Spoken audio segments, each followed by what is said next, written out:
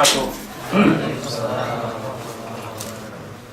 الحمد لله نحمده ونستعينه ونستغفره ونعوذ بالله من شرور أنفسنا ومن سيئات أعمالنا من يهده الله فلا مضل له ومن يضلل فلا هادي له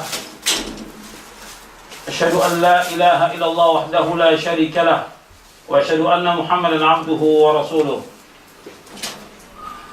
يا أيها الذين آمنوا اتقوا الله حق تقاته ولا تموتن إلا وأنتم مسلمون يا أيها الناس اتقوا ربكم الذي خلقكم من نفس واحدة وخلق منها زوجها وبث منهما رجالا كثيرا ونساء واتقوا الله الذي تساءلون به والأرحام إن الله كان عليكم رقيبا يا أيها الذين آمنوا اتقوا الله وقولوا قولا سديدا يصلح لكم أعمالكم ويغفر لكم ذنوبكم ومن يطع الله ورسوله فقد فاز فوزا عظيما أما بعد فإن أصدق الحديث كتاب الله وخير الهدي هدي محمد صلى الله عليه وعلى آله وسلم وشر الأمور محدثاتها وكل محدثة بدعة وكل بدعة ضلالة وكل ضلالة في النار. Ayo ikhwah, a'azakumullah, kepada ikhwan dan akhwat yang dimuliakan oleh Allah Subhanahu wa taala.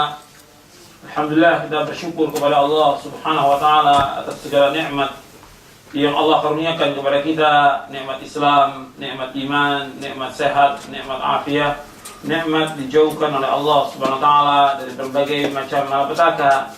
Nikmat diberikan hidayah oleh Allah SWT di atas sunnah Nabi sallallahu alaihi wa ala alihi wasallam, dan nikmat diberikan kesempatan oleh Allah untuk menuntut ilmu syar'i.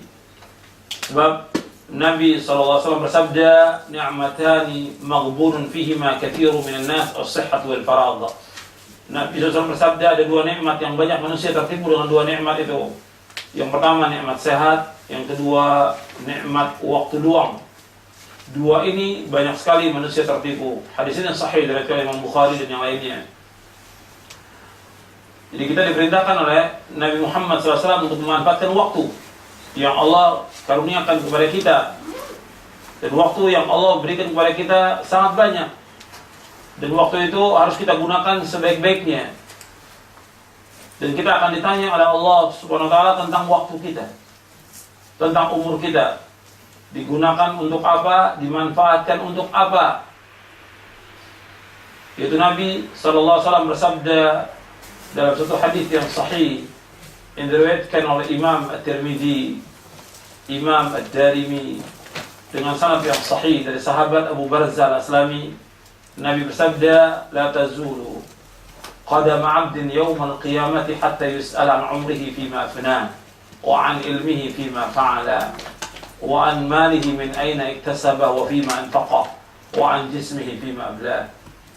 Nabi SAW bersabda, tidaklah bergeser kedua kaki seorang hamba pada hari kiamat, melainkan akan ditanya oleh Allah Subhanahu wa taala tentang umurnya dihabiskan untuk apa, tentang ilmunya diamalkan atau tidak, tentang hartanya dari mana dia peroleh dan kemana dihabiskan, dan tentang capek, lelah, letihnya untuk apa.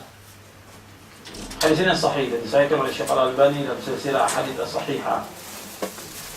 Di dalam hadis ini Nabi SAW bersabda, tidaklah bergeser kedua kaki seorang hamba pada hari kiamat, melainkan akan ditanya oleh Allah Subhanahu wa taala tentang 4 perkara.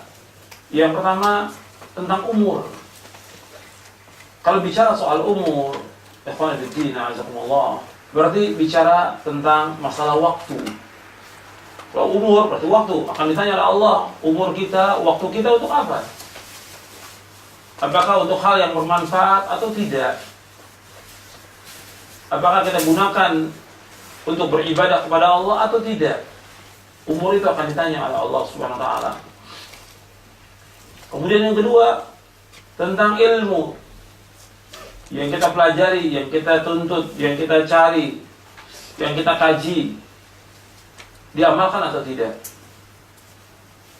Dan yang ketiga, tentang harta yang kita peroleh, dari mana harta itu kita peroleh. apakah dari yang halal ataukah dari yang haram. Kemudian kemana dihabiskan? Dua, kalau untuk harta dua pertanyaannya. Yang pertama dari mana kita peroleh, yang kedua kemana kita habiskan. Dan yang keempat tentang tubuh kita, capeknya, lelahnya, letihnya untuk apa? Jadi ikhwan fillah, azakumullah, ini pertanyaan yang akan ditanyakan pada hari kiamat di samping pertanyaan-pertanyaan yang lain.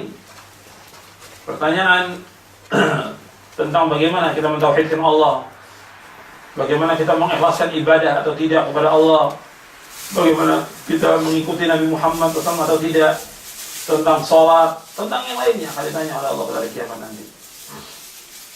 Itu ikhwan fillah, azakumullah, tentang masalah umur, ini betul-betul akan ditanya oleh Allah, dan kita perhatian tentang masalah umur ini. Kita gunakan untuk apa umur itu, akan ditanya oleh Allah. Dari mulai kita bangun tidur sampai kita tidur lagi, apa yang kita kerjakan. Tinggal kita pandai-pandai mengatur waktu. Jadi kalau orang bilang gak punya waktu dan gak ada waktu, gak mungkin. Untuk dunia dia bisa ada waktu. Untuk belajar ilmu yang sifatnya kifayah dia ada waktu. Masa untuk menuntut ilmu yang fardu ain, menuntut ilmu syar'i yang fardu ain, gak ada waktu, gak mungkin. Bahkan waktu libur ada, waktu luang juga ada. Kenapa dia gak gunakan untuk menuntut ilmu? Itu akan ditanya oleh Allah nanti.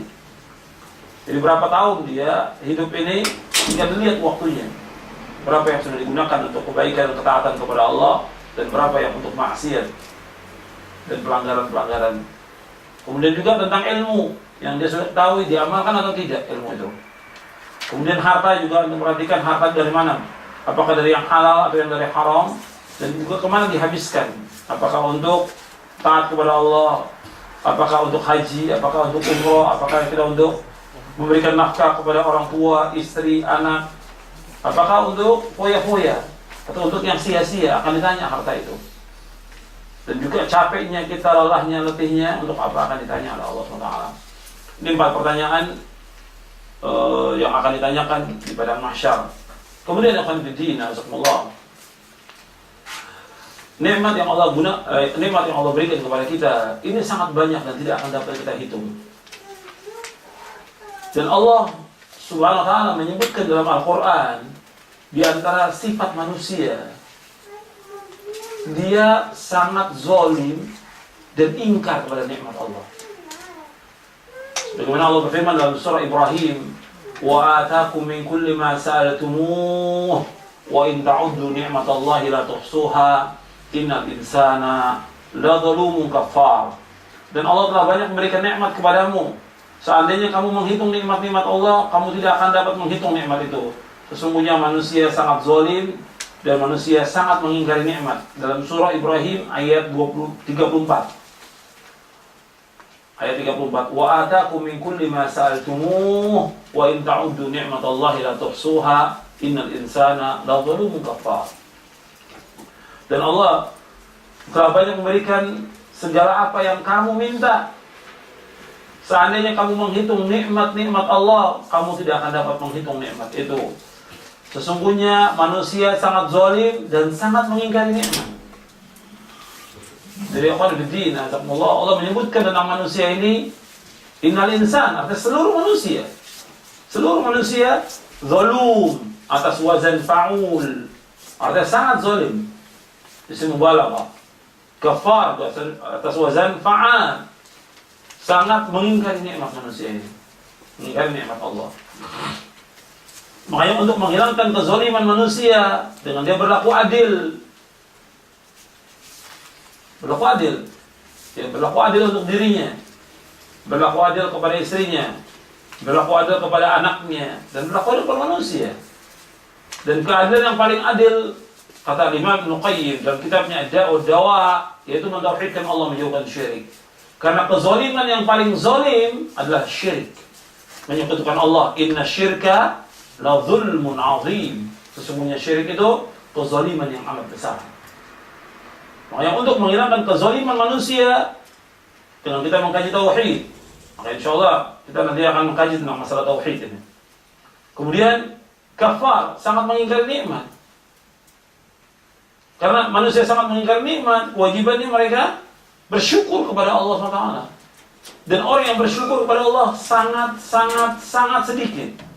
Bapak Allah berfirman demikian, wa qalilun min ibadiyasy syakur. Sangat sedikit dari hamba-hambaku yang bersyukur.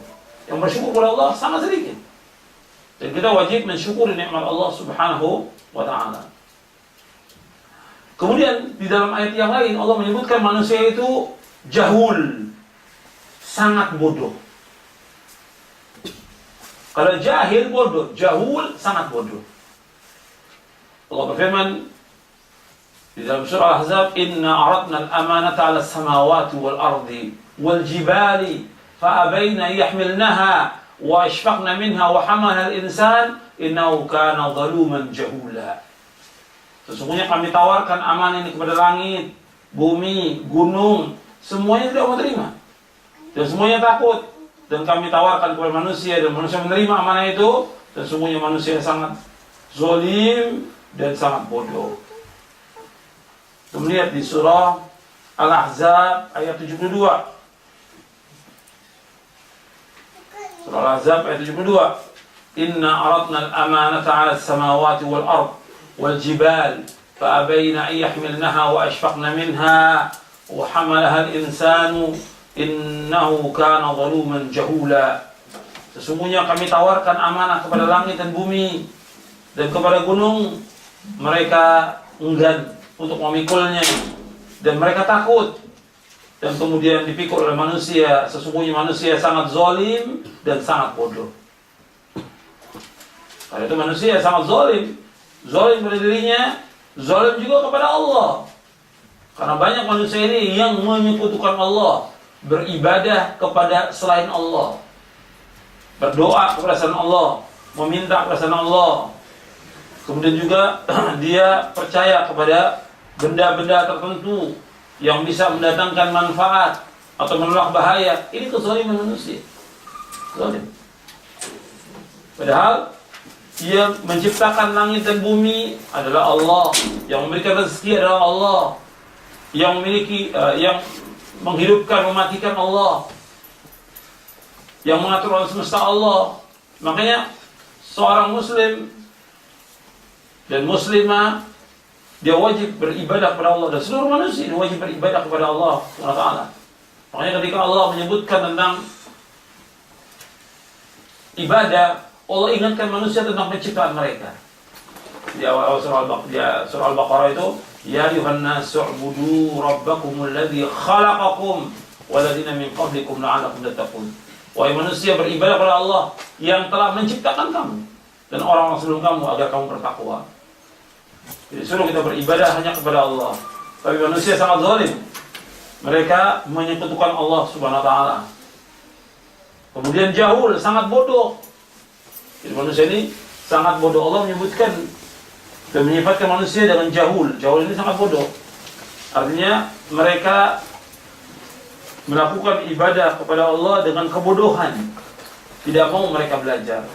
Untuk menghilangkan kezaliman dengan kita mentauhidkan Allah, untuk menghilangkan kebodohan dengan kita belajar ilmu syar'i. Saya ulangi, untuk menghilangkan kezaliman dengan kita mengkaji tentang tauhid. Untuk menghilangkan kebodohan kita belajar tentang Islam ini, sampai kita paham tentang Islam ini. Jadi Allah Subhanahu wa taala menyebutkan tentang masalah ini agar kita memperhatikan dari sifat manusia zaluman jahula. Karena itu ikhwan fiddin, azakumullah, untuk menghilangkan kezaliman dan juga mengingkari nikmat, yang paling pertama yang harus dikaji oleh setiap muslim dan muslimah yang berkaitan tentang tauhid dan juga perusak-perusak tauhid. Karena masalah tauhid ini merupakan asas diterima dan tidaknya amal kita tergantung tauhid kita kepada Allah Subhanahu wa taala. Sempurna dan tidaknya amal kita tergantung daripada tauhid kita kepada Allah Subhanahu wa taala. Ikhwan fiddin, azakumullah. Kemarin sudah kita membahas tentang sebab-sebab bertambah dan berkurangnya iman. Kemarin satu hari kita bahas, dari mulai pagi sampai maghrib. Kita sudah bahas tentang sebab-sebab bertambah dan berkurangnya iman. Sekarang kita akan lanjutkan yang berkaitan dengan masalah iman ini Kalau kita mengkaji rukun iman itu ada berapa? Ada berapa? 10 apa 12? Rukun iman 6. Betul, yakin rukun iman ada 6? Yakin. Rukun iman ada 6. Yang pertama iman kepada Allah. Yang kedua malaikat. 3 iman kepada kitab-kitab. Yang keempat iman kepada para rasul. Yang kelima iman kepada yaumul akhir. Yang keenam iman kepada qada dan qadar. Cukup begitu? Tidak cukup. Qada dan qadar ada lanjutannya, baik dan buruk. Iman kepada qada dan qadar, baik dan buruk. Antu'mina bil qadari khairihi wa syarrihi. Ketika malaikat Jibril bertanya kepada Rasulullah tentang iman, apa iman itu? Maka Nabi SAW menjawab, antu'mina billahi wa malaikatihi wa kutubihi wa rusulihi wal yawmil akhir wa antu'mina bil qadari khairihi wa syarrihi. Jawab oleh Nabi dalam hadis yang sahih dari Imam Bukhari dan Muslim dan yang lainnya dari sahabat Umar bin Khattab radhiyallahu an, yang dikatakan iman itu engkau beriman kepada Allah, kepada malaikat-malaikatnya, kepada kitab-kitabnya, kepada rasul-rasulnya, kepada hari akhir, dan iman kepada qada dan qadar, baik dan buruk. Itu yang dikatakan arkanul iman. Sekarang kita bahas ikhwan fillah berkaitan tentang iman. Ini tentang iman kepada Allah. Iman kepada Allah dijelaskan oleh Syekh Muhammad bin Shalih Al-Utsaimin rahimahullah di dalam syarah usul iman. Yang dikatakan iman kepada Allah berarti iman kepada, yang pertama, kepada adanya Allah, wujudullah. Kemudian yang kedua, iman kepada rububiyahnya Allah. Yang ketiga, kepada uluhiyahnya Allah. Dan yang keempat, kepada nama-nama dan sifatnya yang tinggi. Ya, dikatakan iman itu iman tentang adanya Allah. Yang kedua, iman kepada rububiyahnya Allah. Yang ketiga, iman kepada uluhiyahnya Allah. Dan yang keempat, iman kepada asma dan sifat. Saya akan jelaskan tentang masalah rukun iman ini dari buku saya, yaitu Syarah Aqidah. Ini buku saya, tulisan saya, Syarah Aqidah Ahlussunnah wal Jamaah. Buku ini saya akan jelaskan yang berkaitan tentang iman kepada Allah dan juga berkaitan tentang tauhid. Nanti setelah selesai ini baru saya akan jelaskan tentang perusak-perusak akidah yang masih diyakini oleh sebagian kaum muslimin. Apa saja? Saya akan rinci dengan contohnya nanti satu persatu. Jadi perusak-perusak akidah yang masih dilakukan oleh sebagian kaum muslimin. Di sini saya sebutkan tentang rukun iman. Artinya buku Syarah Aqidah yang saya tulis ini ada sampai 80 poin. Ini poin yang ketiga. Ya, lebih dari 80 poin ini. Di dalam poin yang ketiga saya jelaskan di sini bahwa Ahlus Sunnah itu beriman kepada Allah Subhanahu wa taala, kepada malaikat-malaikatnya, kepada kitab-kitabnya, kepada rasul-rasulnya, kepada hari dibangkitkan manusia setelah mati, iman kepada qadar yang baik dan yang buruk. Dalilnya itu banyak dalam Al-Qur'an. Di antaranya dalam surah Al-Baqarah ayat 177. Laisal birra an tuwallu wujuhakum qibla al-masyriq wal maghrib, walakinnal birra man amana billahi wal yawmil akhir wal malaikati wal kitabi wan nabiyyin. Kebajikan itu bukanlah kamu menghadapkan wajahmu ke arah timur dan barat. Akan tapi kebajikan itu yaitu orang beriman kepada Allah, hari akhir, malaikat-malaikat, kitab-kitab dan nabi-nabi. Bisa juga nanti bisa antum lihat dalam surah Al-Baqarah ayat 285. Amanah Rasul itu, amanah Rasul. Antum hafal ya amanah Rasul. Di akhir surah Al-Baqarah 285. Kemudian paling akhir ayat 286. Kemudian juga di surah An-Nisa ayat 136. Kemudian tentang qadar itu Allah sebutkan dalam surah Al-Qamar ayat 49 dan ayat 50. Allah berfirman, inna kulla syai'in khalaqnahu biqadar Wa ma amruna illa wahidatun kalamhim bil basar. Sesungguhnya kami menciptakan segala sesuatu menurut ukuran, dan perintah kami hanyalah dengan satu perkataan, seperti kejapan mata. Itu tentang qadar. Dan juga hadis sahih yang masyhur yang tadi saya sebutkan dari Umar bin Khattab radhiyallahu anhu. Malaikat Jibril pernah bertanya kepada Rasulullah tentang iman, maka Rasul menjawab, al-iman an tu'mina billahi wa malaikatihi wa kutubihi wa rusulihi wal yawmil akhir wa tu'mina bil qadari khairi wa syarri. Iman itu engkau beriman kepada Allah, malaikat-malaikatnya, kitab-kitabnya, rasul-rasulnya, dan hari akhir engkau beriman kepada qadar yang baik maupun yang buruk. Dan 6 prinsip ini dikatakan rukun iman. Sekarang kita bahas satu persatu, ikhwan fillah, jazakumullah. Adapun tentang wujudullah kita enggak bahas. Tentang adanya Allah, semua tahu tentang adanya Allah. Hatta kaum musyrikin tahu tentang adanya Allah. Sampai tentang rububiyah pun kaum musyrikin mengakui tentang rububiyahnya Allah, bahwa Allah sebagai pencipta, Allah sebagai pemberi rezeki, Allah yang mengatur alam semesta, Allah yang mematikan, Allah menghidupkan, diketahui oleh kaum musyrikin. Nanti saya sebutkan di antara ayat-ayatnya. Allah berfirman di dalam surah Fatir ayat 13, "Dzalikumullahu rabbukum lahul mulk walladzina tad'una min dunihi ma yamlikuna min qitmir." Yang demikian Allah itu Rabb kamu, dan baginya segala kerajaan. Dan orang-orang yang kamu seru selain Allah, mereka tidak memiliki meskipun hanya setipis kulit ari. Kemudian juga Allahu khaliqu kulli syai', bahwa Allah pencipta segala sesuatu. Dan tadi juga saya sebutkan di dalam surah Al-Baqarah di ayat 23, "Ya ayuhan nasu u'budu rabbakumul ladzi khalaqakum walladzina min qablikum la'allakum tattaqun." Wahai manusia, beribadah kepada Allah yang telah menciptakan kamu dan orang sebelum kamu agar kamu bertakwa. Kemudian Allah menyuruh Nabi Muhammad menanyakan kepada kaum musyrikin. Antum lihat di dalam surah Yunus ayat 31-32. Surah Yunus itu Al-Qur'annya dibagikan aja. Bagaimana ada? Biar sudah habis.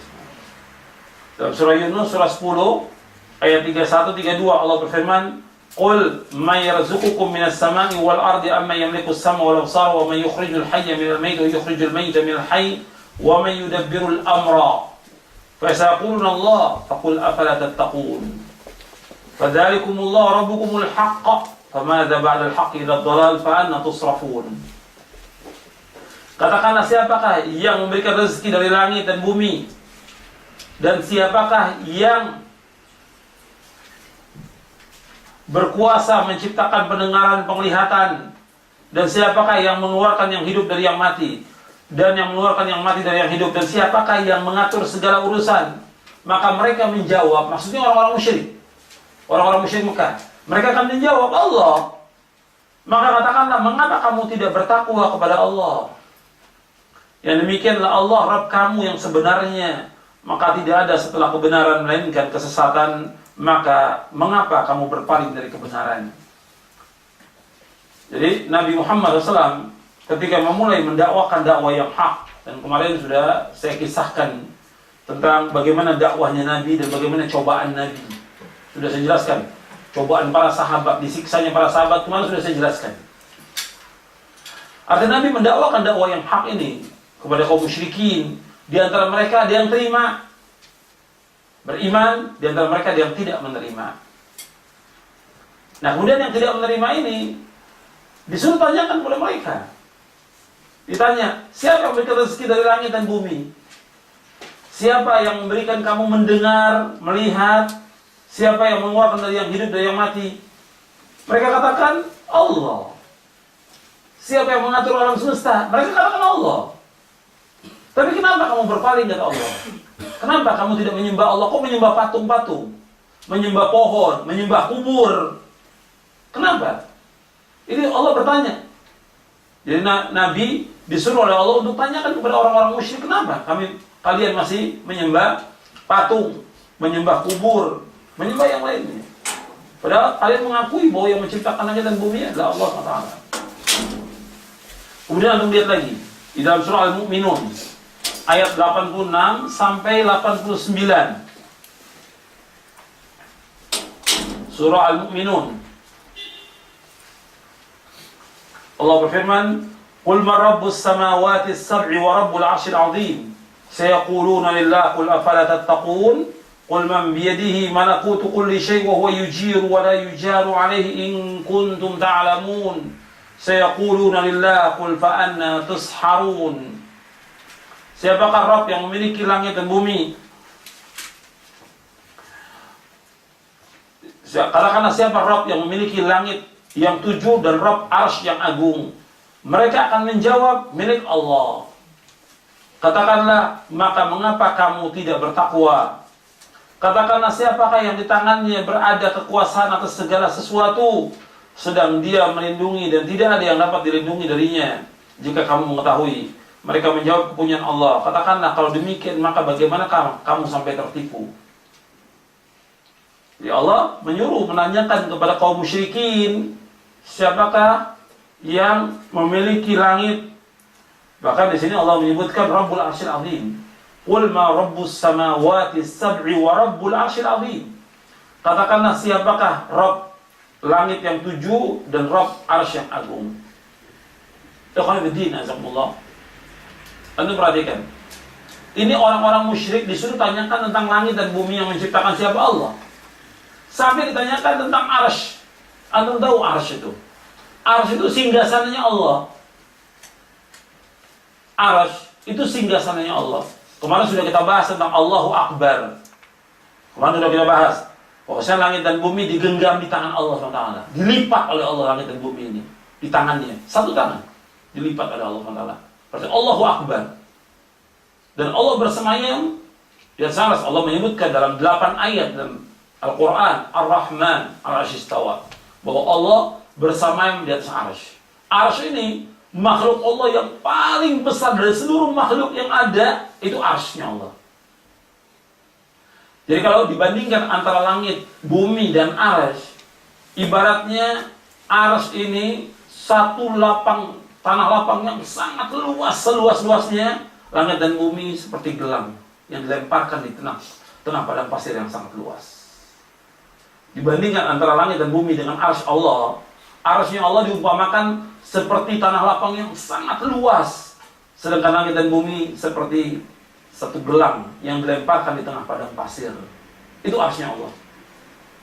Dan Allah menyebutkan tentang Arsy ini dengan Arsy yang agung, Arsy yang besar. Dan Arsy-nya Allah dipikir oleh malaikat. Dan jarak malaikat yang memikulnya Arsy Allah antara pundak dan telinga malaikat itu sejauh 700 tahun burung terbang. Memikul Arsy-nya Allah.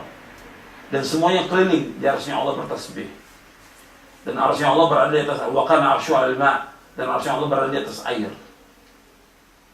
Ya Allah itu berada di atas langit yang 7, kemudian berada lagi di atas air, berada lagi di atas Arsy Allah itu.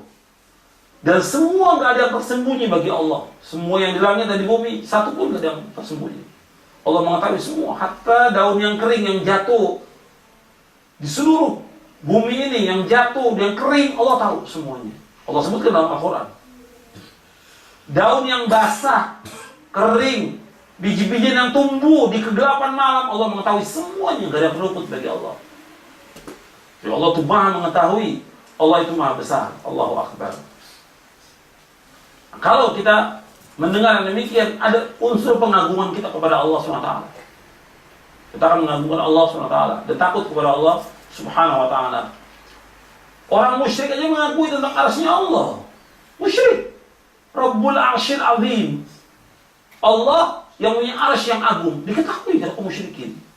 Makanya kalau ada umat Islam yang tidak tahu, ya keterlaluan. Musyrikin, musyrik, dia menyembah patung, masih mengakui tentang adanya Arsy Allah SWT. Kok ada orang Islam yang tidak mengakui tentang Allah berada di atas langit, di atas Arsy?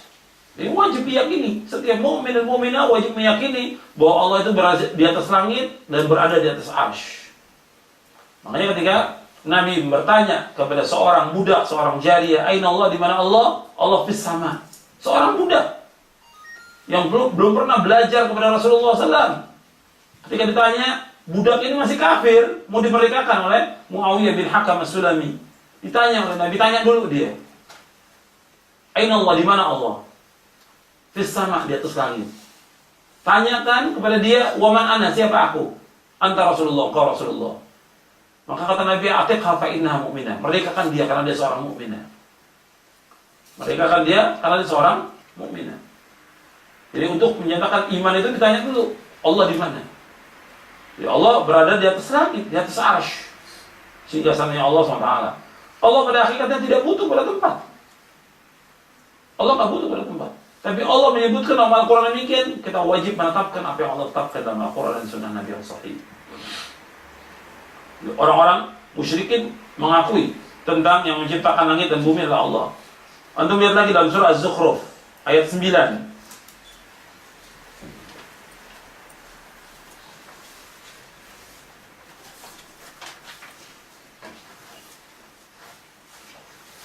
Dalam surah Az-Zukhruf ayat 9 Allah berfirman, "Wa in sa'altahu man khalaqas samawati wal arda la yaqulunna khalaqahunna al-'azizul 'alim."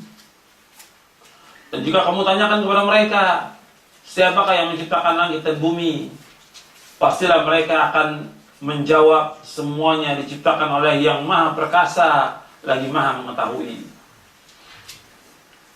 Jadi kaum musyrikin mengakui bahwasanya hanya Allah saja yang menciptakan segala sesuatu.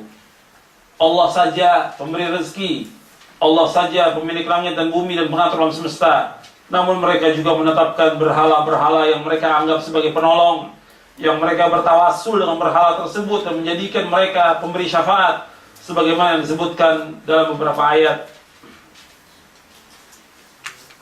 Jadi mereka melakukan demikian dalam keadaan berbuat syirik kepada Allah SWT. Jadi, ikhwan fillah, jazakumullah, pembahasan kita tentang tauhid rububiyah ini, Allah sebagai pencipta, Allah pemberi rezeki, Allah pemilik langit dan bumi, Allah pengatur alam semesta, Allah yang menghidupkan, mematikan. Ini diakui oleh kaum musyrikin. Jadi rububiyah ini diakui oleh semua orang. Bahkan kalau kita tanya kepada siapa saja, mesti jawabannya ya Allah yang menciptakan. Atau orang musyrik, atau orang kafir, mereka tetap ada berdoa. Orang kafir itu ada waktunya mereka berdoa. Sepanjang hayat dia mesti ada berdoa. Ketika ditanyakan kepada hatinya, kepada fitrahnya, ketika engkau berdoa, hatimu menghadap kemana? Mesti ke atas, pada Allah. Untuk tanya orang Jepang, di saat mereka ingat ada suatu waktu mereka kufur, syirik segala macam, mereka ada waktunya untuk berdoa, meminta. Ketika mengalami kesulitan atau yang lainnya, ketika ditanya kemana, hatinya menghadap, mesti kepada Allah, mesti ke Nabi. Ini fitrah. Fitrah mengakui demikian. Jadi fitrah mengakui tentang adanya Allah SWT. Makanya para rasul semuanya itu berkata kepada kaum musyrikin dan kepada raja-rajanya yang menolak dakwah ini, qalat rusuluhum afillahi syakkun fatiris samawati wal ard. Berkata para rasul, apakah ada keraguan-keraguan terhadap Allah pencipta langit dan bumi? Semua rasul mengatakan demikian. Jelas mereka tidak akan ragu Allah mencipta langit dan bumi. Tapi ketika diajak untuk beribadah kepada Allah, mereka tidak mau. Sampai Nabi Musa alaihissalam ini berkata kepada Firaun. Nabi Musa berkata kepada Firaun dalam surah Al-Isra, surah 17 ayat 102. Qala laqad alimta ma anzala haula'i ila rabbus samawati wal ardi basair wa inni la'adhunnuka ya Fir'aun mathbura. Musa menjawab, sungguh engkau telah mengetahui bahwa tidak ada yang menurunkan mukjizat-mukjizat kecuali Rabb yang memelihara langit dan bumi sebagai bukti-bukti yang nyata. Dan sungguh aku meyakini engkau wahai Fir'aun adalah orang yang pasti binasa. Artinya jawaban Nabi Musa pada Firaun, engkau pada akhirnya tahu yang menciptakan langit dan bumi itu Allah. Firaun mengatakan bahwa ana rabbukumul a'la, saya Tuhan yang paling tinggi, kata Firaun. Nabi Musa mengatakan, engkau sudah tahu yang menciptakan langit dan bumi Allah Subhanahu wa ta'ala. Dan gak ada yang menunjukkan mukjizat kecuali Allah. Kamu tahu. Kalau di ayat yang lain juga Allah menceritakan tentang Firaun dan kaumnya. Allah berfirman, wajahadu biha wastayqanatha anfusuhum zulman wa 'uluwa. Mereka menolak, mengingkari mukjizat Allah karena kezaliman, kesombongan, padahal hati mereka meyakini kebenarannya. Allah sebutkan dalam surah An-Naml ayat 14.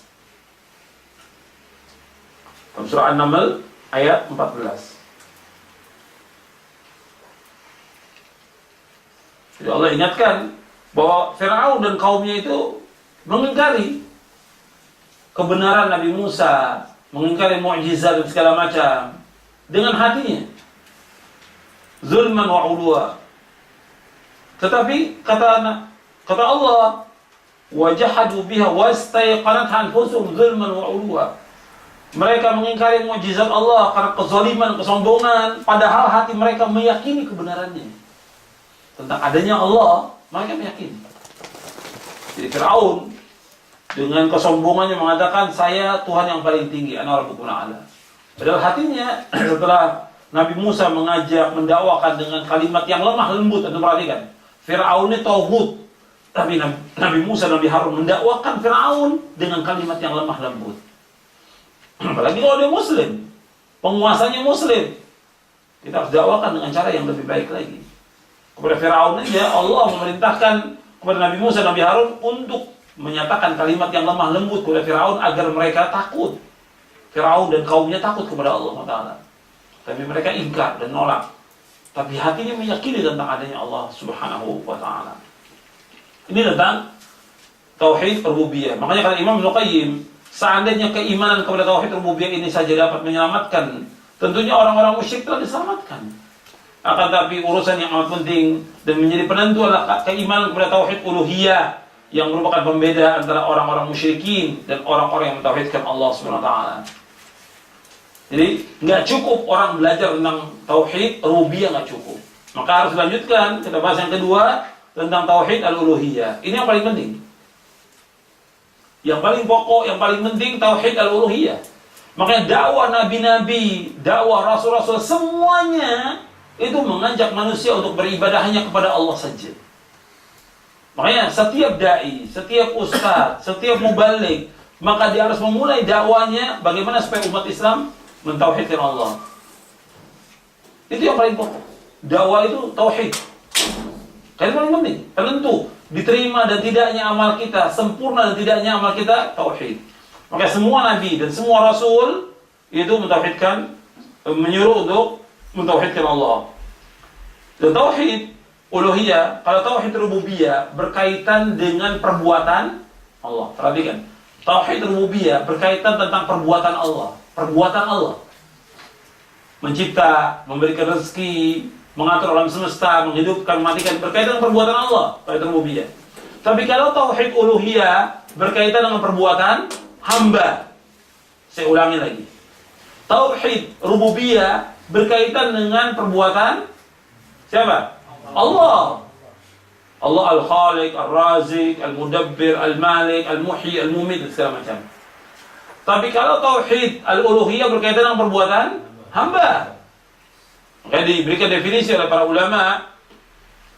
Tauhid al-uluhiyah juga dikatakan tauhid al-ibadah, yang berarti mentauhidkan Allah melalui segala perbuatan hamba. Perbuatan hamba yang dengan cara itu dapat mendekatkan diri kepada Allah. Apabila hal itu disyariatkan, seperti berdoa. Yang perbuatan hamba, takut, itu khauf, raja, mengharap, mahabbah, cinta, zabah, menyembelih, bernazar, isti'anah, minta tolong, istighatsah, minta tolong di saat sulit, isti'adzah, meminta perlindungan, dan segala apa yang disyariatkan dan diperintahkan oleh Allah SWT dengan tidak menyekutukannya dengan sesuatu apapun juga. Jadi tauhid al-ibadah, tauhid uluhiyah ini mentauhidkan Allah melalui perbuatan hamba. Mentauhidkan Allah melalui perbuatan hamba. Yang dengan cara itu ia dapat mendekatkan diri kepada Allah. Seperti berdoa, khauf, takut, roja, mengharap, mahabbah, cinta kepada Allah, dzabah, menyembelih, bernazar, isti'anah, minta tolong, istighatsah, minta tolong di saat sulit, isti'adzah, minta perlindungan, dan segala yang syariatkan. Nah, kalau ini ibadah-ibadah ini dipalingkan kepada selain Allah, Allah nggak ridho. Tidak ridho. Contohnya doa. Berdoa harus kepada Allah saja. Nggak boleh kepada yang lain. Allah berfirman di dalam surah Al-Mu'min atau surah Ghafir, surah 40 ayat 60. Wa qala rabbukum ud'uni astajib lakum. Innal ladzina yastakbiruna an ibadati sayadkhuluna jahannama dakhirin. Allah berfirman, "Dalam kalian semua yang berdoa kepadaku, aku akan kabulkan doa kalian. Sesungguhnya orang-orang yang sombong dari beribadah kepadaku, mereka akan masuk neraka jahanam bahkan terhina." Arti berdoa itu hanya kepada Allah. Allah mengatakan doa hanya kepada Allah. Dan doa ini semulia-mulia ibadah. Maka Nabi bersabda, "Ad-doa huwal ibadah." Doa itu adalah ibadah. Doa adalah ibadah. Ini sahih hadisnya. Dari Tirmidzi dan yang lain dari sahabat Nu'man bin Bashir. Adapun lafaz ad-doa mukhul ibadah, doa itu sumsumnya ibadah, dhaif hadisnya. Doa sumsumnya ibadah. Atau otaknya ibadah, dhaif hadisnya, lemah, enggak boleh dipakai. Yang sahih riwayatnya ad-doa huwal ibadah, doa itu adalah ibadah. Jadi harus kita panjatkan kepada Allah berdoa itu. Ketika orang berdoa atau meminta kepada malaikat, kepada Nabi Muhammad SAW, kepada wali, kepada yang lainnya, maka Allah tidak akan redho. Allah tidak akan redho apabila seorang hamba berdoa meminta kepada selain Allah. Allah nggak akan redho selama-lamanya. Sebab ini merupakan kesyirikan yang paling besar. Jadi kalau orang berdoa meminta kepada selain Allah, Allah nggak redho. Jadi doa itu juga kepada Allah. Ud'uni. Artinya doalah kepadaku saja, kata Allah. Astajib lakum. Aku kabulkan doa kalian. Tapi kenyataan yang ada sebagian kaum muslimin dia berdoa kepada selain Allah. Datang ke kubur-kubur wali, kubur habib, kiai atau yang lain, kemudian minta di sana. Alasan ziarah ke kubur-kubur wali. Ini masih jutaan di Indonesia yang melakukan demikian. Jutaan di Indonesia. Ini syirkun akbar. Syirik yang paling besar. Datangnya mereka ke sana untuk minta. Bukan sekedar untuk ziarah, tapi minta. Sampai ada yang nangis di kubur, sampai ada yang sujud di kubur, segala macam mereka lakukan. Ini syirik. Jadi nggak boleh dipalingkan doa itu kepada selain Allah. Dan Allah sangat murka dan Allah tidak ridho apabila orang memalingkan doa kepada selain Allah. Kemudian juga ini doa yang paling penting ya, istighatsah, minta tolong di saat sulit. Ini juga dilakukan hanya kepada Allah. Dan Nabi SAW istighatsah itu ketika mengalami kesulitan yang luar biasa. Nabi istighatsah itu ketika apa? Ketika perang Badar. Idh tastaghithuna rabbakum fastajaba lakum. Dalam surah Al-Anfal. Tatkala engkau minta kepada Allah di saat sulit, maka Allah kabulkan doa kamu. Perang Badar. Para sahabat tidak ingin perang pada saat itu, tapi Allah menyuruh untuk perang. Anda perhatikan, para sahabat di waktu Badar itu nggak ingin perang, maka Allah menyuruh mereka untuk perang. Dan waktu itu sedikit jumlahnya. Nah, kemudian Nabi berdoa kepada Allah, ya Allah, kalau seandainya Engkau hancurkan pasukan ini, nggak ada lagi orang yang menyembah Engkau, ya Allah. Nabi berdoa terus, dan Allah turunkan malaikat yang dihabiskan sudah kaum musyrikin. Sebagian terbunuh dan sebagian kabur, lari ke Mekah. Dan kemudian nanti mereka membalas dengan perang Uhud. Makanya kisah yang paling menarik dalam peperangan itu dua. Yang pertama Badar, yang kedua Sulh Hudaybiyah. Kalau waktu sulh Hudaybiyah, perjanjian Hudaybiyah, para sahabat ingin berperang, Nabi larang, nggak boleh. Siap sahabat untuk perang, nggak boleh, kata Nabi. Karena perjanjian sulh Hudaybiyah. Makanya Nabi bersabda, la yadkhulan nar, tidak akan masuk neraka. Siapa? Man syahida Badran wa Hudaybiyah, Nabi. Nggak akan masuk neraka orang yang hadir perang Badar dan hadir sulh Hudaybiyah. Karena ini berkesan dalam sejarah dua itu dan panjang ceritanya. Nah, kita kembali kepada hadis ini. Ya, kalau dongeng udah siap udah dengerin. Ya kalau ceritanya panjang itu. Kita bahas ini dulu soal istighotsah. Jadi istighotsah itu hanya minta kepada Allah, tidak kepada yang lain. Ketika orang istighotsah minta kepada selain Allah, ya kepada wali atau yang lainnya, ini jatuh kepada syirkun akbar. Dan istighotsah dilakukan ketika peperangan oleh Nabi. Setelah itu Nabi nggak lakukan lagi. Dan Nabi sendiri berdoa kepada Allah istighotsah. Bukan untuk supaya main bola menang, akhirnya kalah. Kiai-kiai kumpul, ustaz kumpul doa supaya main bola itu menang. Akhirnya kalah. Gara-gara apa? Gara-gara istighotsah. Jadi ini sudah penyalahgunaan. Yang mestinya dia minta kepada Allah di saat sulit.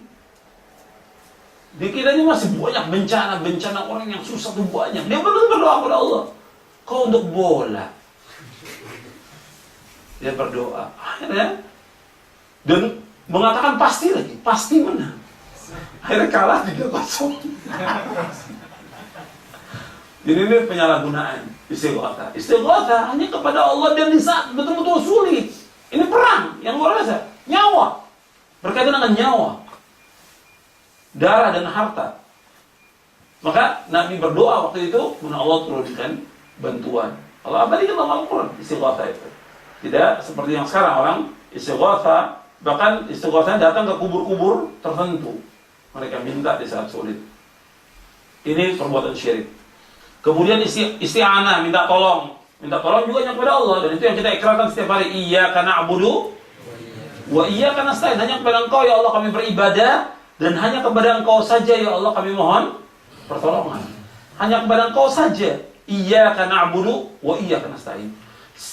Seluruh isi Al-Quran itu induknya Al-Fatihah. Maka dikatakan Al-Fatihah itu umul Quran, umul kitab Al-Fatihah. Intinya Al-Fatihah, iyyaka na'budu wa iyyaka nasta'in. Hanya kepada Engkau ya Allah kami beribadah, hanya kepada Engkau saja ya Allah kami mohon pertolongan. Makanya Nabi SAW berwasiat kepada sahabat Ibnu Abbas. Wasiat Rasul kepada Ibnu Abbas radhiyallahu anhuma, Rasulullah SAW bersabda, "Idza sa'alta fas'alillaha wa idza ista'anta fasta'in billahi." Apabila engkau minta kepada Allah saja, apabila engkau minta tolong kepada Allah saja, tidak kepada yang lain. Jadi kita minta tolong kepada Allah Taala. Iyyaka na'budu wa iyyaka nasta'in. Dan ini yang Nabi ajarkan kepada para sahabat radhiyallahu majma'in. Makanya para sahabat itu orang-orang yang mulia, aziz, mulia. Dia tidak minta kepada manusia, tidak merendahkan diri kepada manusia, tidak menghinakan diri kepada manusia, tapi minta dia hanya kepada Allah Taala. Itu mulia. Makanya dalam Islam minta tidak boleh. Manusia ketika diminta nggak senang dia. Itu yang berkaitan dengan pribadi ya, nggak senang, nggak boleh. Dilarang dalam Islam. Bahkan orang yang suka minta untuk kepentingan pribadinya, untuk makan, untuk minum, segala macam, itu berarti dia minta bara api, kata Rasulullah. Dia minta sedikit atau banyak. Kemudian nanti orang yang minta itu di hari kiamat nggak ada mukanya, nggak ada dagingnya, tengkorak dia datang. Karena apa? Nggak punya rasa malu. Tempat malu ya di sini. Dia nggak punya rasa malu. Makanya di hari kiamat, walaysa fi wajhi muz'atul lahmin, kata Nabi. Tidak ada mukanya di hari kiamat itu. Penghinaan kepada orang suka minta-minta. Yang berkaitan dengan pribadi, yang berkaitan dengan kaum muslimin, itu nggak ada masalah. Kita punya anak yatim, pondok, atau kita mau bangun sekolah, kita minta kepada kaum muslimin, nggak ada masalah. Bukan pribadi. atau kita mau adakan daurah, ini perlu bantuan dari kaum muslimin, boleh nggak masalah. Tapi kalau pribadi nggak boleh, ya boleh dilarang. Jadi minta kepada Allah saja, minta tolong hanya kepada Allah Subhanahu Wa Taala.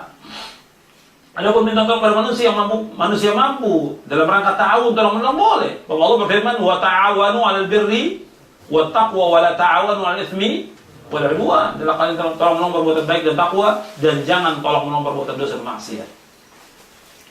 Ini yang berkaitan dengan isti'anah, minta tolong kepada Allah. Kemudian isti'adzah. Isti'adzah ini minta perlindungan.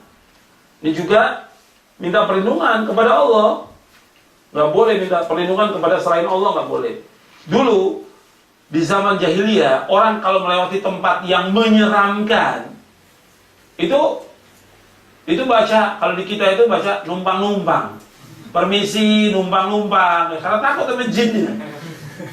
Dan di zaman jahiliyah seperti itu. Nabi ajarkan, apabila kamu melewati tempat yang demikian atau singgah di tempat, maka bacalah a'udzu bikalimatillahi tammati min syarri ma khalaq. Aku berlindung pada kalimat-kalimat Allah yang sempurna dari kejahatan makhluknya. Itu yang dijelaskan Nabi. Enggak boleh kita minta tolong pada jin, kalau mereka minta tolong pada jin. Jadi dia sebut-sebut nama rajanya jin itu yang ada di tempat itu. Dalam Islam nggak boleh. Maka sepanjang sejarah Nabi nggak pernah minta tolong pada jin. Pada waktu Nabi hijrah dari Makkah ke Madinah, itu ada jin masuk Islam. Dan dia ajak kaumnya untuk masuk Islam, bukan satu. Banyak sekali jin yang masuk Islam waktu Nabi hijrah ke Madinah. Nah, Allah abadikan dalam Al-Quran dalam surah Al-Ahqaf. Di akhir-akhir surah Al-Ahqaf diabadikan. Tapi Nabi nggak pernah minta tolong kepada jin. Padahal Nabi peperangannya puluhan kali, nggak pernah sekali minta tolong kepada jin. Makanya Allah dalam Al-Quran mengatakan tidak boleh kita minta tolong kepada jin. Dalam surah jin, dalam Al-Quran ada surah jin, surah Al-Jin di ayat 6. Wa annahu kana rijalun minal insi ya'uduna birijalin minal jinni fazaduhum rahaqa. Sesungguhnya ada sebagian manusia minta tolong kepada jin, maka jin itu bertambah sombong dan manusia bertambah takut. Nggak boleh minta tolong kepada jin. Disuruh apa? Minta tolong kepada Allah. Isti'adzah, maka kita baca ketika baca Al-Quran, a'udzu billahi minasyaitonir rajim. A'udzubillah, aku berlindung kepada Allah, bukan kepada jin, dari gangguan syaitan yang terkutuk. Jadi ini, yukhani fiddin, azakumullah, kita minta perlindungan kepada Allah dari gangguan syaitan, gangguan jin. Berlindung kita, isti'adzah. Jadi minta tolongnya kepada Allah, bukan kepada manusia. Contoh yang lain lagi tentang masalah perbuatan hamba, yaitu zabah, menyembelih. Menyembelih ini harus dilakukan karena Allah, semata-mata karena Allah menyembelih itu, zabah itu. Jadi nggak boleh orang menyembelih untuk berhala, untuk kuburan, atau untuk jin, nggak boleh, dilarang. Atau untuk menolak bala, menolak bencana, ini syirik. Sebab ikrar kita, inna sholati wa nusuki wa mahyaya wa mamati lillahi rabbil alamin la syarika lahu wa bidzalika umirtu wa ana awwalul muslimin. Dalam surah Al-An'am. Sesungguhnya salatku, ibadahku, hidupku dan matiku semata-mata karena Allah Alamin. Tidak sekutu bagi Allah, demikian aku perintah, dan aku tidak termasuk orang yang berbuat syirik. Dan aku yang pertama kali Islam. Jadi menyembelih harus karena Allah dan semata-mata karena Allah. Kalau ada orang yang menyembelih kepada selain Allah, itu Allah murka. Makanya dalam hadis Nabi yang sahih yang diriwayatkan oleh Imam Ahmad dan Muslim, Nabi bersabda, "La'anallahu man dzaba li ghairillahi." La'anallahu man la'ana walidayhi. La'anallahu man ghayyara manal ardh. Nabi bersabda, la'anallahu man dzabha li ghairillah. Allah melaknat orang yang menyembelih bukan karena Allah. La'anallahu man la'ana walidayhi. Allah melaknat orang yang melaknat kedua orang tuanya. La'anallahu man ghayyara manal ardh. Allah melaknat orang yang merubah patok-patok tanah.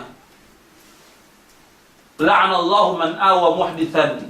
Allah melaknat orang yang melindungi penjahat. Jadi ada 4. Nabi menyebutkan dalam hadis yang sahih yang diriwayatkan oleh Imam Muslim dari sahabat Ali bin Abi Thalib radhiyallahu anhu. Nanti yang riwayat Imam Ahmad lagi mal'unun man dzaba li ghairillah. Dilaknat orang yang menyembelih bukan karena Allah. Jadi Allah melaknat orang yang menyembelih bukan karena Allah. Allah melaknat orang yang melaknat kedua orang tuanya. Allah melaknat orang yang melindungi penjahat. Yang keempat, Allah melaknat orang yang merubah patok-patok tanah. Hadis sahih Muslim. Jadi orang yang menyembelih bukan karena Allah, dia menyembelih untuk berhala, dia menyembelih untuk seperti orang ada menyembelih menanam kepala sapi atau kerbau untuk bangunan. Ini menyembelih bukan karena Allah. Menyembelih untuk sesaji. Apakah menyembelihnya ayam atau kambing atau sapi atau yang lainnya nggak boleh. Ini syirik. Atau untuk sesaji karena banyak bencana, kemudian dia menyembelih, dilemparkan ke laut. Ini semuanya syirik. Atau untuk menghilangkan gangguan jin, maka dipilihlah yang hitam, kambing hitam atau ayam hitam atau yang lain. Ini syirik. Maka dilaknat. Yang kedua, orang yang melaknat kedua orang tuanya. Ini juga durhaka, termasuk dosa besar yang paling besar setelah syirik. Mengatakan kalimat saja pada orang tua, hukumnya haram. Dosa besar. Menengking, memukul meja umpamanya. Disuruh sama orang tua, dilawan orang tuanya, dipukul meja. Atau kakinya disentak-sentak begini. Marah. Atau pintu dibanting. Ini durhaka pada orang tua. Menengking orang tua, hukumnya haram dalam Islam. Termasuk dosa besar. Dosa besar yang paling besar setelah syirik. Apalagi melaknat, mencaci maki orang tuanya. Ini anak yang durhaka. Yang ketiga, orang yang melindungi pelaku kejahatan. Yang masih pelaku kejahatan yang dihukum, dilindungi, nggak boleh. Ada sebagian ulama memaknakan 2. Ada yang membaca dengan kalimat muhditsan, ada yang membaca dengan kalimat muhdatsan. Kalau muhditsan, dibaca muhditsan artinya dia melindungi penjahat. Tapi kalau muhdatsan, dia melindungi ahlul bid'ah. Ulama ada yang membaca dengan muhdatsan. Artinya dilaknat Allah orang yang melindungi ahlul bid'ah, tokoh ahlul bid'ah. Nggak boleh dilindungi. Dia harus dihajar, diboikot, dijauhkan. Bukan dilindungi. Yang keempat, orang yang merubah patok-patok tanah. Hadis ini ada dalam kitab Tauhid. Hadis ini ada dalam kitab Tauhid. Jadi merubah patok tanah, umpamanya tanah kita 1000 meter, kita rubah setengah meter gitu, patoknya. Ambil tanah orang lain. Ini dilaknat oleh Allah. Dan orang yang mengambil tanah orang lain sejengkal aja, nanti dia akan memikul 7 bumi pada hari kiamat. Dikalungkan dengan 7 bumi. Makanya tanah kita, kalau kita punya tanah, jangan kita lewati patoknya itu. Melebihi tanah orang lain, sejengkal aja akan dikalungkan dengan 7 bumi pada hari kiamat nanti. Kita kembali pada di sini. Pembicaraan kita berkaitan dengan yaitu tentang masalah menyembelih. Menyembelih karena Allah. Memberi ibadah kepada Allah yang mulia. Maka Allah kaitkan 2 tentang ibadah ini. Salat dengan menyembelih. Fasholli li rabbika wanhar. Hendaklah kamu salat Muhammad karena Allah dan menyembelih karena Allah. Karena orang-orang musyrikin biasa mereka menyembelih untuk siapa? Untuk berhala. Untuk berhala mereka menyembelih. Kita nggak boleh. Makan dagingnya pun nggak boleh. Jadi ini tentang menyembelih. Kemudian juga tentang nazar. Kalau orang bernazar, dia harus lakukan semata-mata karena Allah. Nggak boleh bernazar dia ke kuburan wali atau yang lain yang itikaf di sana, nggak boleh. Kalau bernazar yang sifatnya maksiat, syirik, nggak boleh dilaksanakan. Wajib dia bayar kafarah. Tapi bernazar yang taat, wajib dilaksanakan. Wajib bernazar, tahun ini saya kalau sembuh dari sakit atau kalau saya dapat bonus, saya mau berangkat haji, wajib dilaksanakan haji tahun ini. Itu nazar. Nazar wajib dilaksanakan. Tapi sebaiknya nggak bernazar. Sebaiknya bernazar. Sebab nazar itu dikeluarkan dari orang yang bakhil, kata Nabi, pelit. Seperti orang, kalau saya sembuh dari sakit, saya mau sedekah. Kalau nggak sembuh, nggak sedekah dia. Kalau saya lulus, saya insya Allah mau sedekah. Kalau saya umpamanya dapat bonus, saya mau sedekah. Kalau nggak dapat bonus, nggak sedekah. Ini orang yang bakhil, pelit, kikir, kedekut. Jadi nazar pada hakikatnya makruh. Sebagian ulama mengatakan haram. Tapi kalau dia sudah bernazar, wajib dilaksanakan. Orang Islam harus menunaikan nazar. Selama nazar taat. Kalau maksiat nggak boleh. Nazarnya maksiat nggak boleh. Jadi disebutkan oleh para ulama tentang ini. Sebagian ulama mengatakan makruh. Syekhul Islam condong pada haram nazar itu. Nazar. Jadi sebaiknya kita nggak pernah, tapi kalau sudah pernah menyatakan nazar, ya wajib dilaksanakan. Wajib dilaksanakan. Selama nazar itu nazar taat. Tapi kalau maksiat, syirik atau bid'ah nggak boleh dilaksanakan. Nazar itu dia wajib bayar kafarah. Kita kembali. Jadi ini di antara contoh-contoh tentang perbuatan makhluk yang harus dilakukan semata-mata karena Allah. Nggak boleh dipalingkan kepada selain Allah SWT. Kalau dipalingkan, maka Allah murka. Kemudian ikhwan fillah jazakumullah, Allah berfirman dalam surah Al-Baqarah ayat 163. Allah berfirman, "Wa ilahukum ilahu wahid, la ilaha illa huwar rahmanur rahim." Dan Rabb kamu adalah Allah yang Maha Esa. Tidak ada ilah yang sesembahan yang diibadahi dengan benar melainkan hanya Allah yang Maha Pemurah lagi Maha Penyayang. Jadi Rabb kamu adalah Allah yang Maha Esa, tidak ada ilah yang diibadahi dengan benar karena hanya Allah. Allah Maha Pemurah lagi Maha Penyayang. Syekh Al-Allamah Abdurrahman bin Nasir As-Sa'di rahimahullah yang wafat tahun 1376 Hijriah, gurunya Syekh Utsaimin rahimahullah, dia berkata tentang ayat ini, tentang surah Al-Baqarah 163, kata beliau bahwasanya Allah itu tunggal zatnya, nama-namanya, sifat-sifatnya, perbuatannya. Tidak ada sekutu bagi Allah, baik dalam zatnya, nama-nama maupun sifat-sifatnya. Tidak ada yang sama dengan Allah Subhanahu wa ta'ala. Tidak ada yang sebanding dengan Allah. Tidak ada yang setara dengan Allah. Tidak ada sekutu bagi Allah. Tidak ada yang mencipta dan mengatur alam semesta kecuali hanya Allah. Apabila demikian, maka dialah Allah satu-satunya yang berhak untuk diibadahi. Dia Allah tidak boleh disekutukan dengan seorang pun dari makhluknya. Ini disebutkan dalam Taisir Karimur Rahman fi Tafsir Kalamil Mannan. Jadi Allah wajib diesakan. Seluruh ibadah wajib ditujukan kepada Allah. Dan Allah itu hanya satu, tidak dua. Makanya yang hak itu hanya Allah. Allah berfirman dalam surah Al-Hajj ayat 62. Dzalika bi anna Allah wal haq wa anna ma yad'una min dunihi wal batil wa anna Allah wal aliyyul kabir. Demikianlah kebesaran Allah, karena sesungguhnya Allah dialah yang hak, dan sesungguhnya apa saja yang mereka sembah selain Allah itulah yang batil, dan sesungguhnya Allah dialah yang maha tinggi lagi maha besar. Dalam surah Al-Hajj surah 22 ayat 62. Demikianlah Allah itu yang hak, dan apa yang mereka doa selain Allah itu batil. Dan Allah saja yang maha tinggi dan maha besar. Jadi khonibidina jazakumullah, orang yang berdoa kepada selain Allah secara akal aja dia adalah orang yang paling bodoh di muka bumi. Gimana dia berdoa kepada makhluk? Gak boleh. Sekarang makhluk ini sudah mati, yang gak bisa menjawab sampai hari kiamat. Kok dia berdoa kepada orang-orang itu? Pernah saya ceritakan, di Indonesia ini masih banyak orang-orang yang berbuat syirik, ziarah ke kubur-kubur wali atau kiai atau habib atau yang lainnya, kemudian minta di sana. Tadi bukan sedikit, jutaan yang melakukan demikian pada bulan-bulan tertentu, belum lagi hari-hari biasa. Ini syirik. Dan Allah sudah ingatkan bahwa inilah orang yang paling bodoh di muka bumi dan yang paling sesat di muka bumi. Orang yang berdoa dan meminta kepada selain Allah.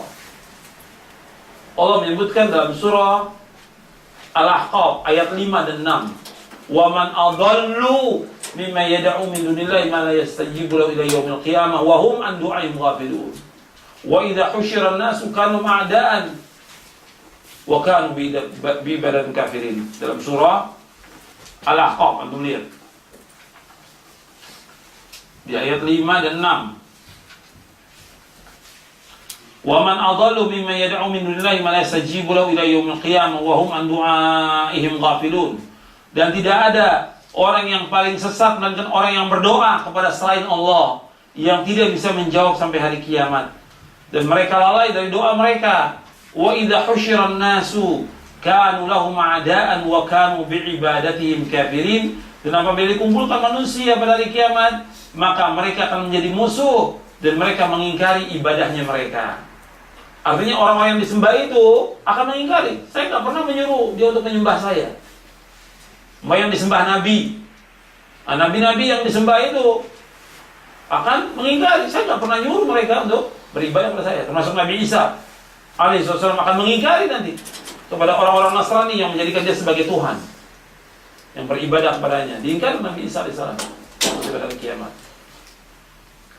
Bahkan Allah menyebutkan seandainya pun orang meminta berdoa nggak bisa jawab. In tad'uhum la yasma'u du'aakum walau sami'u mastajabu lakum wa yawmal qiyamati yakfuruna bisyirkikum wa la yunabbi'uka mithlu khabir. Antum lihat dalam surah Fatir. Surah Fatir di akhir ayat 13 dan kemudian ayat 14. Surah Fatir surah yang 35. Di akhir ayat 13. Walladzina tad'una min dunihi ma yamlikuna min qitmir in tad'uhum la yasma'u du'aakum walau sami'u mastajabu lakum wa yawmal qiyamati yakfuruna bisyirkikum wa la yunabbi'uka mithlu khabir. Dan orang-orang yang berdoa kepada selain Allah, mereka tidak memiliki meskipun setipis kulit ari. Ketika Allah turunkan ayat ini ya di Jaziratul Arab, dan mereka tahu tentang kurma. Kurma kalau dibuka itu di atas bijinya kurma itu ada kulit yang tipis, itu namanya kulit ari. Mereka tahu itu. Allah mengatakan, dan orang-orang yang kamu berdoa padanya tidak memiliki setipis kulit ari. Dia nggak bisa menciptakan. Setipis kulit ari itu nggak bisa menciptakan. Yang menciptakan Allah SWT. Kenapa kalian berdoa padanya? In tad'uhum la yasma'u du'aakum. Seandainya kalian berdoa kepada patung-patung, kubur-kubur dan segala macam yang kalian anggap orang-orang soleh, nggak bisa mendengar doa kalian. La yasma'u du'aakum. Walau sami'u, seandainya mereka mendengar yang di kubur itu, mastajabu lakum, tidak bisa menjawab, tidak bisa mengabulkan doa kalian. Wa yaumal qiyamati yakfuruna bisyirkikum, dan pada hari kiamat mereka mengingkari kesyirikan kalian. Wala yunabbi'uka mithlu khabir, dan tidak ada yang dapat mengabarkan seperti Allah yang Maha mengetahui. Enggak ada yang bisa mengabarkan kecuali Allah yang Maha mengetahui. Jadi Allah ingatkan di sini bahwa orang-orang yang berdoa kepada Allah ini orang yang sesat di muka bumi, orang yang paling bodoh. Mereka enggak mendengar, mereka enggak bisa menjawab, apalagi mengabulkan doa orang yang hidup. Masih banyak orang yang datang ke sana untuk memenuhi hajatnya.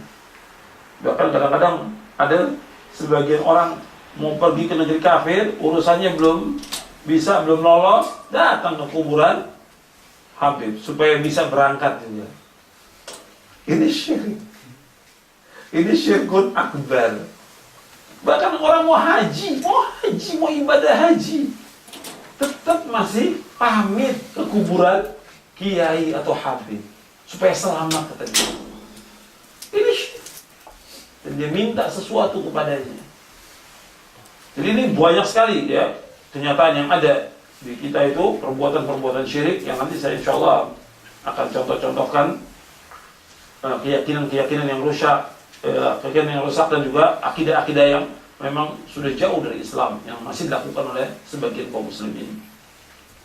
Karena ikhwan fillah, jazakumullah, dakwah yang dakwakan oleh para nabi dan para rasul itu memulai dengan tauhid, tidak ada lagi yang lain. Maka dakwah yang dimulai dengan dakwah yang lain, maka nggak akan bisa membina umat ini.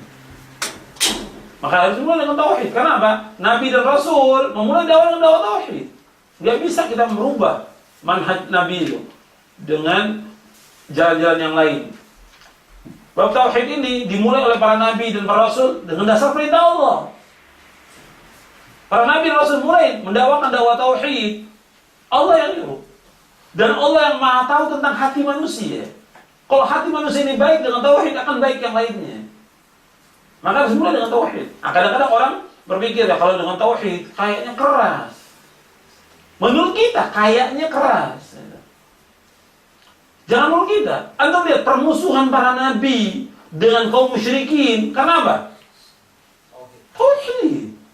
Bukan karena politik. Bukan karena fikih.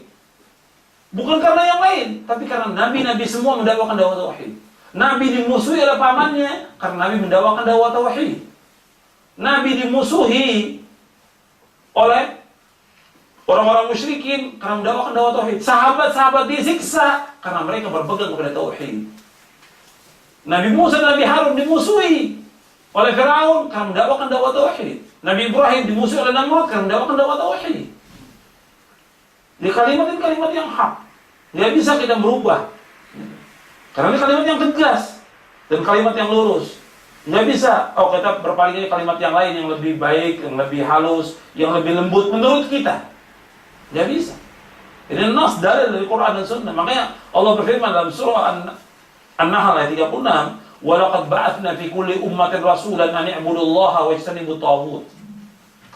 Dan sungguh kami telah utus pada setiap umat seorang rasul. Setiap rasul dakwanya adalah akan beribadah kepada Allah dan jauhkan taghut. Taghut apa yang disembah selain Allah, kata Imam Malik. Kullu ma'ubida min dunillah. Setiap apa yang disembah selain Allah adalah taghut. Semua nabi rasul dakwah tauhid. Bagaimana umat ini mentauhidkan Allah, itu yang paling pokok. Makanya kalau kita ini ceramah tentang tauhid aja setahun nggak cukup. Nggak cukup. 2 tahun juga nggak cukup. Sampai khutbah Jumat itu, kalau tiap Jumat kita khutbah, itu setahun ini belum selesai kita untuk dakwah tauhid. Makanya ada seorang muridnya Syekh Albani, itu khutbah Jumat tentang tauhid, kemudian dibukukan jadi 4 jilid, lebih dari setahun. At-tauhidu awwalan law kanu ya'lamun. Tauhid yang pertama kalau mereka mengetahui. Jadi isinya tentang tauhid aja khutbah itu. Sudah dibukukan dalam bahasa Arab. 4 jilid. Syekh Abu Islam Hafizahullah dari Yordan. Itu tentang tauhid aja isinya. Makanya itu yang pokok. Baru setelah itu baru nanti yang lain. Tentang yang lain. Tentang manhaj, kemudian tentang sahabat, tentang hak. Itu semua dibukukan. Khutbahnya dia, khutbah Jumat. Kemudian ayat yang lain juga dalam surah Al-Anbiya ayat 25. Wa ma arsalna min qablika min rasulin illa nuhi ilaihi annahu la ilaha illa ana fa'budun. Dan tidak kami utus sebelummu dari seorang rasul, melainkan kami wahyukan kepadanya bahwa tidak ilah yang berhak diibadahkan hanya aku, maka adalah kalian beribadah kepadaku. Tidaklah kami utus sebelum kamu dari seorang rasul, melainkan kami wahyukan kepadanya, hendaknya kalian beribadah hanya kepada aku, kata Allah, maka hendaklah kalian beribadah kepada aku. Dan tidak kami utus dalam surah Al-Anbiya surah 21 ayat 25. Dan tidak kami utus sebelummu dari seorang rasul, kami wahyukan kepadanya tidak ada yang berhak diibadahkan hanya aku, maka beribadah kepada aku. Ya, semua rasul, semua nabi dakwanya satu, yaitu mentauhidkan Allah Subhanahu wa taala. Dan ini banyak sekali ya ayat-ayat. Nanti Anda bisa lihat dalam surah Al-A'raf ayat 65, 73, 85 tentang dakwahnya Nabi Nuh, Hud, Saleh, Syuaib alaihi wassalatu wassalam. Semuanya mereka mendakwakan dakwah tauhid. Dan ini yang paling penting dari semua dakwah, dakwah tauhid. Dakwah tauhid. Karena apa?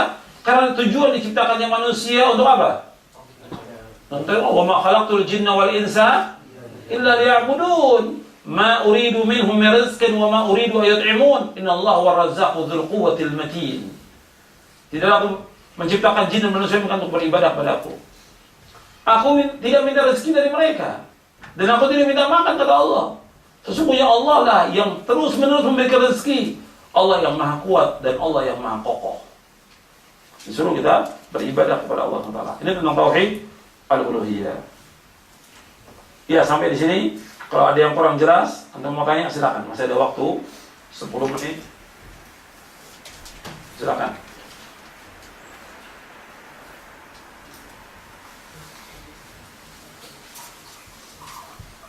istighosah itu hanya untuk umum Ustaz, pribadi? Iya, yang dikatakan istighatsah itu minta tolong di saat sulit kepada Allah, di saat kita mengalami kesulitan. Dan kaitannya ini juga berkaitan dengan masalah umum, dengan kaum muslimin. Ya kalau pribadi kita, ya kita doa aja masing-masing. Ya kita berdoa di saat-saat yang dikabulkan doa kita di waktu malam, atau di saat Jumat ini juga, dari mulai khatib naik mimbar sampai terbenam matahari, itu terkabul doa. Nah, manfaatkan kita untuk berdoa kepada Allah Ta'ala, terutama pada asar sampai terbenam matahari. Itu hari yang dikabulkan doa kita.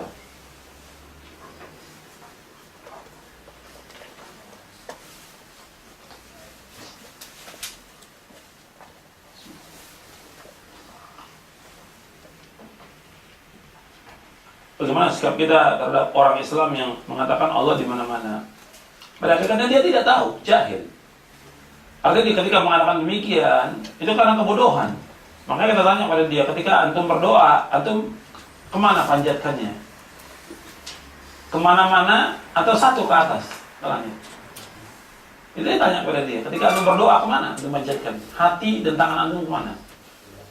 Apa kemana-mana gitu tangannya? Atau ke sana, ke atas? Tanya pada dia. Dan itu dinyatakan oleh ulama. Ulama terdahulu seperti itu. Ketika ada yang mengingkari dari tokoh al-bid'ah tentang Allah itu berada di atas langit, ayat yang paling banyak tentang Allah di atas langit, paling banyak dalam Al-Quran. Tapi yang paling banyak mengingkari tentang itu juga, ya, dari tokoh-tokoh al-bid'ah. Makanya ketika ada seseorang, yaitu Imam al-Haramain, dia menolak tentang Allah itu di atas langit, Allah di mana-mana. Kemudian kata Imam Al-Hamdani, sekarang sudah tinggalkanlah engkau mengingkari tentang istiwanya Allah segala macam. Berarti jelas dalam Al-Quran. Sekarang kalau engkau berdoa, hatimu kau hadapkan ke mana? Kau bisa nolak dia, ke langit, kepada Allah. Sampai dia mengatakan, dia pukul kepalanya depan muridnya, Hayyarul Hamdani, Hayyarul Hamdani. Hamdani telah membuat saya bingung pada dia. Sudah jelas semua ketika berdoa, hatta orang kafir menghadap ke langit.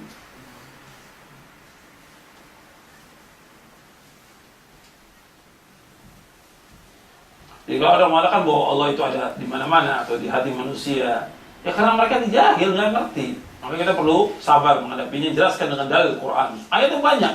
Sekarang tanya kepada dia, ketika kamu sujud bacanya gimana? Subhan rabbiyal a'la. Maha suci Allah yang maha tinggi. Tinggi berarti di mana adanya? Selain Sabbihisma rabbikal a'la. Setiap Jumat Nabi baca 2 surah. Kalau sholat Jumat, ya, ketika Nabi imam khatib, Nabi imam, bacanya Sabbihisma rabbikal a'la ala taqaddasul ghasyiyah. Sabbihisma rabbikal a'la, sucikan Allah yang maha tinggi. Kalau dia tidak mengatakan Allah di atas, berarti dia enggak mensucikan Allah Taala. Dakwah ini harus mensucikan Allah Taala.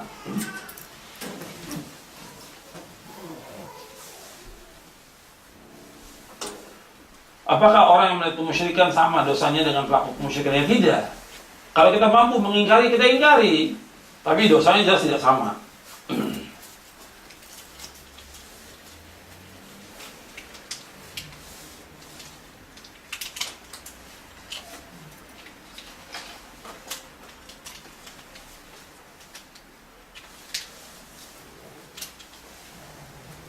Gimana kalau orang bernazar untuk ta'adud? Kenapa harus bernazar untuk ta'adud? Yang bagus, Anda bernazar bagaimana supaya untuk bisa pergi haji, yang wajib dilaksanakan. Jadi dilihat orang kepada maslahat dan mafsadah. Ta'adudnya nanti poligami. Kenapa harus bernazar seperti itu? Karena itu sifatnya sunnah aja bagi yang memang mampu. Dan juga melihat kepada maslahat dan mafsadah. Ya lihat, jangan sampai dia bernazar seperti itu akan membuat rusak dalam rumah tangganya. Karena itu boleh aja, boleh, nggak ada masalah. Dia mau ta'adud dalam Islam dibolehkan, tapi melihat kepada masalah dan dia wajib berlaku adil. Saya jelaskan dalam buku saya, Panduan Keluarga Sakinah. Buku itu tebal ya, lebih dari 400 halaman. Yang bisa dilihat dalam buku itu. Di akhir buku itu saya jelaskan tentang bagaimana berpoligami dalam syariat Islam. Karena banyak orang-orang yang disibukkan dengan masalah yang seperti itu, padahal akhirnya juga keluarganya berantakan. Dilihat ada maslahat dan mafsadah. Karena ada kewajiban-kewajiban yang dia harus melaksanakan lebih dahulu, yang kadang-kadang ditinggalkan karena ya itu, karena ta'addud itu. Jadi dilihat, dan ini pembahasannya panjang ya. Kita nggak bahas tentang masalah ini, tapi ini pembahasan panjang.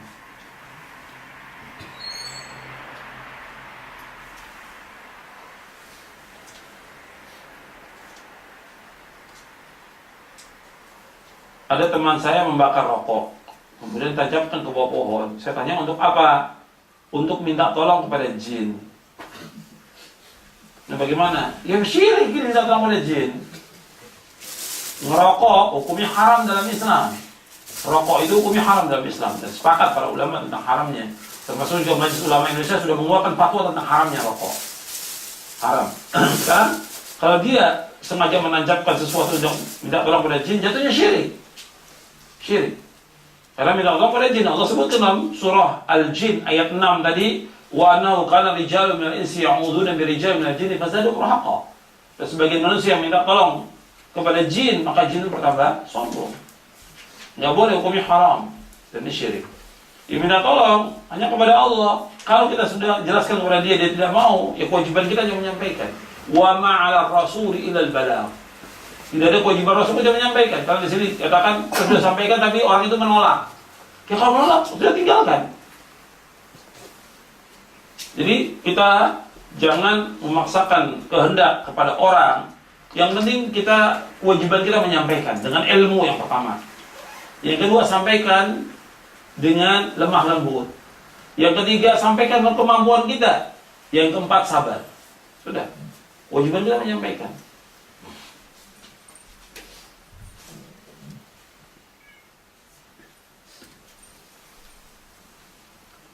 Saya pernah bertanya kepada orang yang pernah ziarah ke kubur-kubur wali. Kata mereka, tujuannya menghormati wali tersebut. Dan mereka tidak berdoa kepada wali, tapi berdoa kepada Allah di tempat wali itu. Apakah ini termasuk syirik? Sekarang kita lihat, apakah dengan berdoa di kubur itu akan dikabulkan? Tidak. Karena kubur itu bukan tempat terkabulnya doa. Bahkan itu dengan berdoa kepada Allah di tempat itu, hukumnya bid'ah. Tapi kalau dia dengan perantaraan wali, hukumnya juga bid'ah. Tapi kalau dia minta dengan wali itu, jatuhnya syirik. Nah sama dengan orang-orang musyrikin. Ketika orang-orang musyrikin menyembah berhala, ditanya, kenapa kalian menyembah berhala? Apa jawab mereka? Ma na'buduhum illa liyuqarribuna ilallahi zulfa. Allah berikan dalam surah Az-Zumar di awal-awal itu, kami tidak menyembah berhala itu, tapi berhala yang kami sembah ini untuk mendekatkan diri kepada Allah. Mereka berwasilah, tawasul, nggak boleh. Tawasul ulama ini nggak boleh. Jadi kalau mereka, ya Allah kabulkan doa saya dengan perantaraan wali ini, jatuhnya dia adalah bid'ah. Tapi kalau dia minta dengan perantaraan wali inilah terkabulnya semua doa, syirik jatuhnya. Itu dibedakan oleh para ulama tentang masalah itu.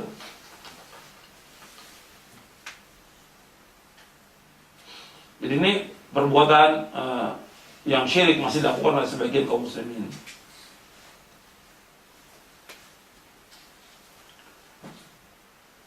Bagaimana orang sholat subuh, dia melakukannya siang, jika diperintah oleh atasan untuk masuk kerja lebih pagi. Ya tetap dia wajib melakukan sholat subuh pada waktunya. Meskipun atasan menyuruh dia untuk masuk di waktu pagi, ya dia harus kerjakan dulu sholat subuh. Dan dia harus memberikan alasan bahwa saya mengerjakan sholat subuh, ini wajib bagi saya. Dan kita harus bisa untuk menjelaskan kepada orang kafir. Dan kita jangan diam, artinya ketika kita disuruh untuk meninggalkan sholat, tidak boleh. Kita jelaskan bahwa saya ada kewajiban sholat per Jumat. Antum bekerja, ya harus tinggalkan tempat kerja. Untuk Jumat, wajib misalnya. Meskipun resikonya harus dikeluarkan, tidak ada masalah. Nah, pekerjaan masih banyak yang halal di dunia ini. Kenapa harus tinggalkan kewajiban yang pertama dihisab pada hari kiamat?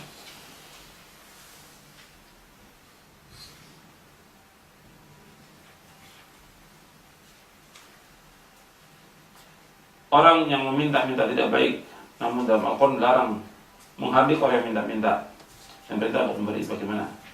Jadi minta-minta kalau memang orang itu sulit, susah. Ada orang yang sulit, susah. Dia datang kepada kita minta, boleh kita kasih. Wa ammas sa'ila fala tanhar. Adapun orang yang minta, jangan kamu hardik mereka. Itu betul-betul dia minta yang memang nggak mampu. Tapi seperti di Indonesia itu banyak orang minta-minta yang memang dia profesinya minta-minta. Dengan diberikan, ya besok kerja lagi dia begitu, minta lagi. Atau dia ngamen, minta-minta, nggak boleh dikasih, nggak boleh dikasih. Berikan pelajaran kepada dia. Apakah demokrasi juga termasuk taghut? Ya demokrasi juga termasuk taghut. Bagaimana mensikapinya? Ya kita mendakwakan dengan cara yang baik. Tapi kita katakan bahwa undang-undang, demokrasi, pemimpin ini zalim, taghut, manfaatnya apa? Manfaatnya apa? Ya semua itu harus dengan pembinaan. Dan ada orang yang kadang-kadang mengatakan pokoknya berhukum dengan salah hukum Allah kafir. Sekarang faedahnya mengatakan kafir apa manfaatnya? Yang terbaik kita bina. Nabi juga nggak mengatakan ini berhala ini syirik, berhala ini syirik. Nabi nggak katakan begitu. Nabi sampaikan dakwah kepada mereka dengan cara yang baik. Dakwah. Kadang-kadang orang tidak hikmah dalam dakwah, yang terjadi ya pertumpahan darah. Pertumpahan darah yang ada seperti di Indonesia. Orang yang memberontak segala macam. Ya kelompok-kelompok yang keras itu akhirnya terjadi celaan buat kaum muslimin. Dia mengatakan bahwa yang ada undang-undang ini taghut, ini semuanya kafir. Kemudian akhirnya mereka ngebom. Yang rusak nama Islam dan kaum muslimin. Dan nggak menyelesaikan apa? Tidak dikatakan jihad, tidak bermanfaat buat dia, tidak bermanfaat buat Islam, tidak bermanfaat buat kaum muslimin, yang jelas kerugian yang ada. Ya, orang-orang yang picik yang seperti ini. Jadi kita mengatakan seperti itu, apakah itu taghut atau yang lainnya, manfaatnya apa? Kita sampaikan kepada mereka. Mereka itu nggak ngerti apa-apa. Agama Islam yang nggak ngerti mereka. Awam. KTP-nya Islam, dia awam. Makanya yang terbaik kita dakwahkan dengan cara yang terbaik, dengan ilmu. Yang kedua dengan lemah lembut. Karena mereka Islam. Kepada Firaun aja Nabi Musa, Nabi Harun diperintahkan dakwah dengan lemah lembut. Faqula lahu qawlan layyinan la'allahu yatadhakkaru wa yakhsha. Katakan kepada Firaun dengan kalimat yang lemah lembut, mudah dia takut kepada Allah. Apalagi ini pemimpin yang ada Islam, pejabat di Islam, yang mereka enggak paham tentang Islam. Nah, kita menyampaikan dengan cara yang baik. Tapi kalau mengkafirkan, taghut, kafir, taghut, manfaatnya apa? Maka tidak hikmah dalam dakwah yang dilakukan oleh sebagian anak-anak muda yang justru membuat kerusakan di muka bumi ini. Ya, saya pikir cukup sampai di sini dalam persiapan untuk Jumat. Dan insya Allah kita lanjutkan nanti setelah makan siang kajian ini sampai sore insya Allah. Wassalamualaikum warahmatullahi wabarakatuh. Subhanallah wa bihamdihi, asyhadu an la ilaha illa anta, astaghfiruka wa atubu ilaik. Assalamualaikum warahmatullahi wabarakatuh.